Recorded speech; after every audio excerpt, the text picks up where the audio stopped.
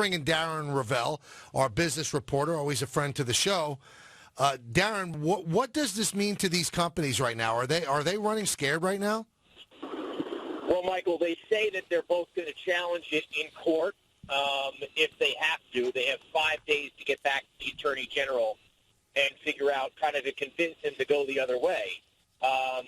FanDuel just had a conference with the media, and, they said part of what they're going to bring up is that it is a game of skill based on the fact that the same, I don't know how marketable this is to them, but that the same people do win over and over again. You are right, though. You have to choose Gary Bartage, but you also have to have Gary Bartage score touchdowns. So I agree with you that it could be a game of skill and also be considered gambling. What we're talking about here is this carve-out that they believe they have from this unlawful Internet Gambling Enforcement Act 2006, which basically called fantasy a game of skill, not chance. However, daily fantasy wasn't around at the time.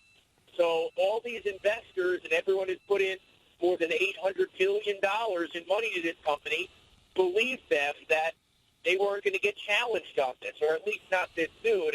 And obviously we've come to that day.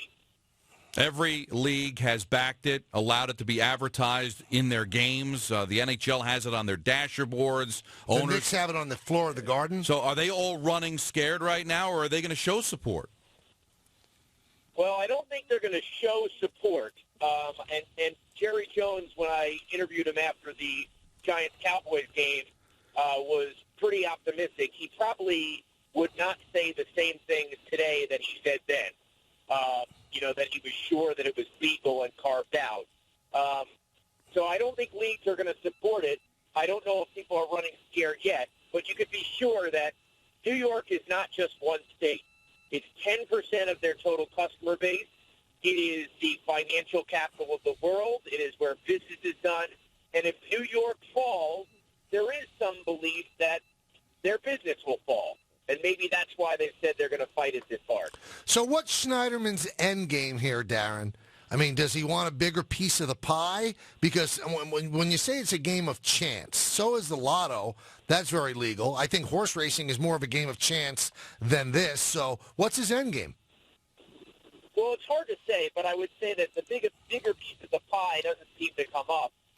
It is currently taxed. If you win more than $600 on FanDuel or DraftKings, you are getting a tax form. So it's not like all of a sudden he wants more money. One, he's following the law, he says. And by the way, if you mention bookmaking, I mean, you under the current bookmaking laws, which I think are archaic and need some sort of Department of Justice clarification here. I mean, you could basically accuse anyone of bookmaking and be able to throw them in jail. It's so ambiguous. But he's also saying that it's for the good of the country. He doesn't show, or of the state. He doesn't show any evidence, but he does say that there are a disproportionate amount of people, read maybe 18 to 21-year-old kids, because this is 18, not 21 like Vegas, that are calling into these gambler hotlines and say they have a problem, and he's attributing it to daily fantasy. Now, whether that's anecdotal and fair or whether it's real, who knows? But part of his job as Attorney General is to be charged with doing something and correcting something for the betterment of society. Now, Darren, if they go to war on this and they want to use the examples of, well, there's horse racing, there's legal lottery, and they are games of chance as well, and the answer would be, well, they're regulated, are you? Are they prepared to regulate themselves? Are they prepared to, on a financial standpoint, to go as deep to make sure that they're as regulated as some of the legal gambling is in this country? I think they believe, Don, that it's regulation or nothing, although that's a stark change from 2 weeks ago when they decided the Fantasy Sports Trade Association said, which FanDuel and DraftKings are members of, basically said, we're going to self-regulate, and 24 hours later they were laughed off the planet. Sure. And realized that that was not going to be enough.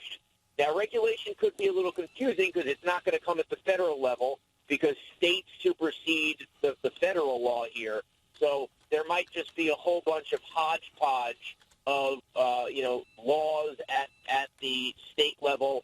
One bill already has been put forth in Illinois, and we'll wait to see the other states. But I think they realize that they will not be able to be unregulated anymore. I will say, though, FanDuel said today that they're not experiencing any major withdrawals, or whether you believe that or not. But this is unlike poker in the sense that these guys are registered within the country, in the state of Delaware. I do not believe that they're a Ponzi scheme financially, in that they won't be able to pay out everyone.